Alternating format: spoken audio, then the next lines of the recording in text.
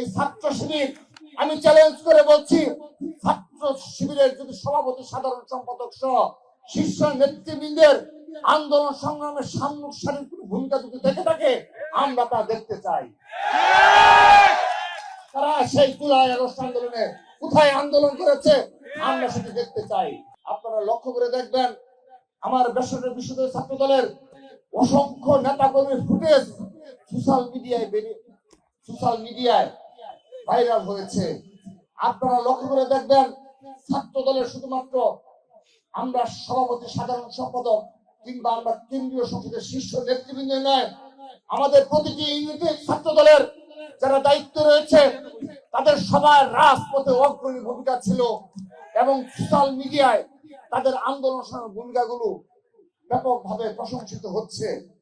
কিন্তু এই গুপ্ত সংগঠনের নেতৃবৃন্দ আমরা কখনো তাদেরকে রাজপথে পাই না।